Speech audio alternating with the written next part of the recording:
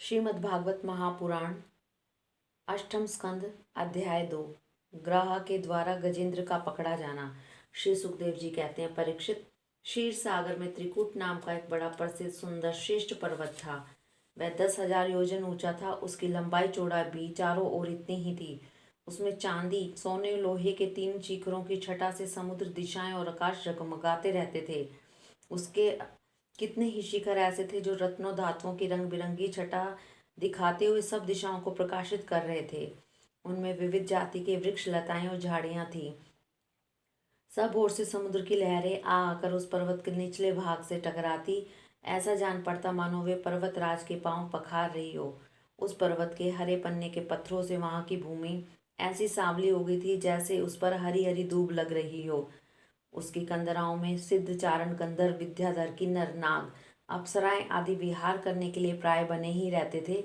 जब उसके संगीत की ध्वनि चट्टानों से टकराकर गुफाओं में प्रतिध्वनि करने लगती थी, तब बड़े बड़े गर्वीले सिंह उसे दूसरे सिंह की ध्वनि समझकर सह न पाते और अपनी गर्जना से उसे दबा देने के लिए जोर से गरजने लगते थे।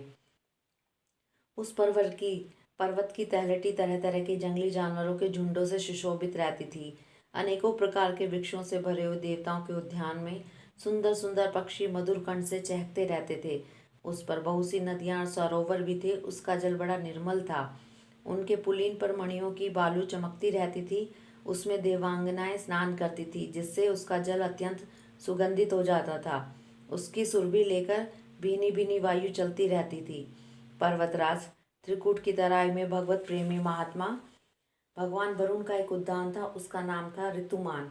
उसमें देवांगनाएं क्रीड़ा करा करती थी। उसमें सब और ऐसे दिव्य वृक्ष शोभायमान थे जो फल और फूलों से सर्वदा लदे ही रहते थे।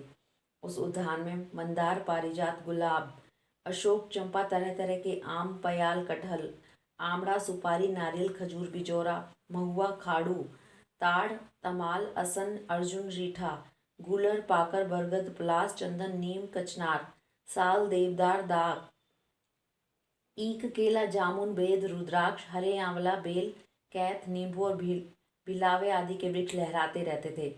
उस उद्यान में एक बड़ा भारी सरोवर था। उसमें सुनहले कमल खिल रहे थे और भी विविध जाति के कुमुद, उत्पल, कहार, शतदल और कमलों की अनूठी छटा चिटक रही थी। मतवाले भोरे गूंज रहे थे। मनोहर पक्षी कलरव कर रहे थे। हंस, कार्णव, चक्रवाक और सारस दल के दल भरे हुए थे। पनडुब्बी, बतख और पपीहे कूज रहे थे। मछली और कछुओं के चलने से कमल के फूल हिल जाते थे, जिससे उसका पराग झड़कर जल को सुंदर और सुगंधित बना देता था। कदम, बैद, नरकुल, कदम, लता, बेन आदि वृक्षों से वह घिरा था। कुंद, कुरबक, अशोक, सिरस, वनमल्लिका, लिसोड़ा, हार श्रृंगार, सोनजूही, नाग, पुन्नाग, जाति, मल्लिका, शतपत्र, माधवी और मोगरा आदि सुंदर सुंदर पुष्प वृक्ष एवं तट के दूसरे वृक्षों से भी जो प्रत्येक ऋतु में हरे भरे रहते थे, वह सरोवर शोभायमान रहता था। उस पर्वत के घोर जंगल में बहुत सी हथनियों के साथ एक गजेंद्र निवास करता था। वह बड़े बड़े शक्तिशाली हाथियों का सरदार था।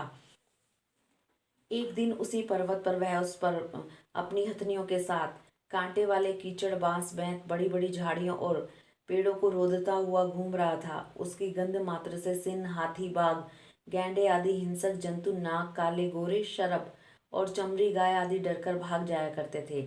उसकी कृपा से भेड़िए, सुअर, भैंसे, रीछ, शल्य, लंगूर, कुत्ते, बंदर, हरिन, खरगोश आदि क्षुद्र जीव सब कहीं निर्भय विचरते रहते थे। उसके पीछे पीछे हाथियों के छोटे छोटे बच्चे दौड़ रहे थे। बड़े बड़े हाथी और हथनियों भी उसे घेरे हुए चल रही थी। उसकी धमक से पहाड़ एक बार भी कांप उठता था। उसके गंड स्थल से टपकते हुए मद का पान करने के साथ साथ भौरे उड़ते जा रहे थे। मद के कारण उसके नेत्र विहल हो रहे थे।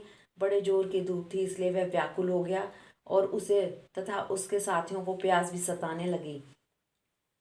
उस समय दूर से ही कमल के पराग से सुवासित वायु की गंध सूंघकर वह उसी सरोवर की ओर चल पड़ा, जिसकी शीतलता और सुगंध लेकर वायु आ रही थी। थोड़ी ही देर में वेग से चलकर वह सरोवर के तट पर पहुंचा। उस सरोवर का जल अत्यंत निर्मल और अमृत के समान मधुर था। सुनहले और अरुण कमलों की केसर से वह महक रहा था। गजेंद्र ने पहले तो उसमें घुसकर अपनी सूंड से उठा उठाकर जी भरकर पानी पिया और जल में स्नान करके अपनी थकान मिटाई। गजेंद्र गृहस्थ पुरुषों की भांति मोहग्रस्त होकर अपनी सूंड से जल की फुहारें छोड़ छोड़कर साथ की हथनियों और बच्चों को नहलाने लगा तथा उसके मुंह में सूंड डालकर जल पिलाने लगा। भगवान की माया से मोहित हुआ गजेंद्र उन्मत्त हो रहा था। उस बेचारे को इस बात का पता न था कि मेरे सिर पर बहुत बड़ी विपत्ति मंडरा रही है। परीक्षित, गजेंद्र जिस समय इतना उन्मत्त हो रहा था उसी समय प्रारब्ध की प्रेरणा से एक बलवान ग्रह ने क्रोध में भरकर उसका पैर पकड़ लिया। इस प्रकार अकस्मात विपत्ति में पड़कर उस बलवान गजेंद्र ने अपनी शक्ति के अनुसार अपने को छुड़ाने की बड़ी चेष्टा की, परंतु छुड़ा न सका। दूसरे हाथी हथनी और उसके बच्चों ने देखा कि उसके स्वामी को बलात् ग्रह बड़े वेग से खींच रहा है। वे बहुत घबरा गए, उन्हें बड़ा दुख हुआ। वे बड़ी विकलता से चिघाड़ने लगे। बहुतों ने उसे सहायता पहुंचाकर जल से बाहर निकाल लेना चाहा, परंतु इससे वे असमर्थ ही रहे। गजेंद्र और ग्रह अपनी अपनी पूरी शक्ति लगाकर भिड़े हुए थे। कभी गजेंद्र ग्रह को बाहर खींच लाता तो कभी ग्रह गजेंद्र को भीतर खींच ले जाता। परीक्षित, इस समय उसको लड़ते लड़ते 1000 वर्ष बीत गए और दोनों ही जीते रहे। यह घटना देखकर देवता भी आश्चर्यचकित हो गए। अंत में बहुत दिनों तक बार बार जल में खींच जाने से गजेंद्र का शरीर शिथिल पड़ गया। न तो उसमें शरीर में बल रहा और न मन में उत्साह। शक्ति भी क्षीण हो गई। इधर ग्रह तो जलचर ही ठहरा, इसलिए उसकी शक्ति क्षीण होने के स्थान पर बढ़ गई। वह बड़े उत्साह से और भी बल लगाकर गजेंद्र को खींचने लगा। इस प्रकार देह अभिमानी गजेंद्र अकस्मात प्राण संकट में पड़ गया और अपने को छुड़ाने में सर्वदा असमर्थ हो गया।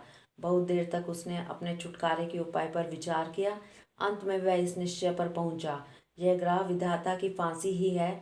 इसमें फंसकर मैं आतुर हो रहा हूँ। जब मुझे मेरे बराबर के हाथी भी इस विपत्ति से न उबार सके, तब ये बेचारी हथनियाँ तो छुड़ा ही कैसे सकती हैं। इसलिए अब मैं संपूर्ण विश्व के एकमात्र आश्रय भगवान की ही शरण लेता हूँ। काल बड़ा बली है, वह सांप के समान बड़े प्रचंड वेग से उस सबको निगल जाने के लिए दौड़ता ही रहता है। इससे अत्यंत भयभीत होकर जो कोई भगवान की शरण में चला जाता है, उसे वे प्रभु अवश्य बचा लेते हैं। उनके भय से भीत होकर मृत्यु भी अपना काम ठीक ठीक पूरा करती है। वही प्रभु सबके आश्रय है, मैं उन्हीं की शरण ग्रहण करता हूँ। हरि ओम तत्सत।